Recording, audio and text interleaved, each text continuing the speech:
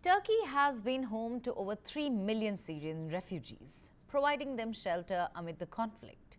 Thousands have returned to Syria following the collapse of the Assad regime. However, many refugees remain uncertain about going back, hesitant to leave behind the lives they've built in Turkey. Mahmoud Khalil is making his way back home to Syria. With his wife and their little daughter Nadine, he queues at this border crossing near the Turkish town of Rehanlı. Mahmoud fled Syria 5 years ago. But now he says they can't wait to return. There's a lot of destruction, but we will rebuild. We don't care about that. What matters is that we got rid of Assad. Our country will be safe for our children and future generations. Like Mahmoud and his family, thousands of Syrians have rushed to the Turkish border in recent days, eager to return home after many years in exile. For most Syrians, crossing this border right behind me is a one-way street. They have to give back their residence permit for Turkey, officials here told us, and sign a document saying they are returning voluntarily. And that means they can't just come back. But that's a risk many are willing to take. Turkish authorities have stepped up efforts to facilitate faster returns, opening border crossings and boosting staff numbers.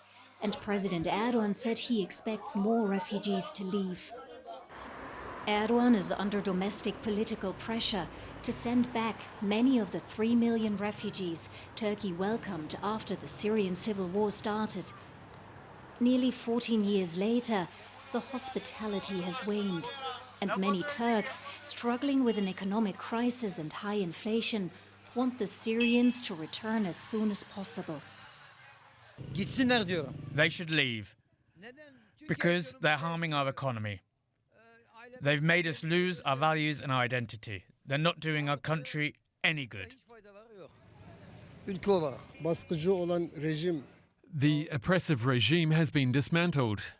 This is exactly what they wanted. So I think there is no longer any reason for them to stay here.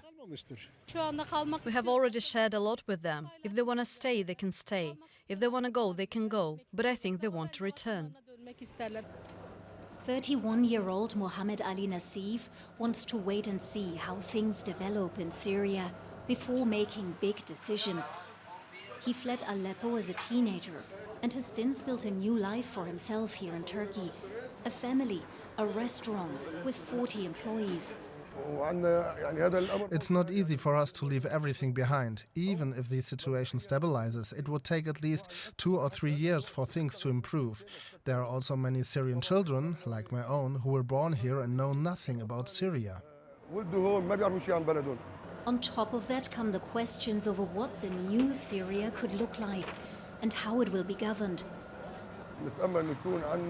We hope to achieve democracy in Syria, with a civilian government and free, fair elections. We pray to God that the situation in Syria improves, stability returns, and our homeland becomes better than ever. But right now, nothing is clear.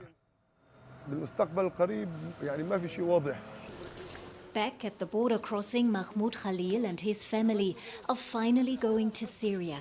Suddenly, everything has to move fast as they step into an uncertain future.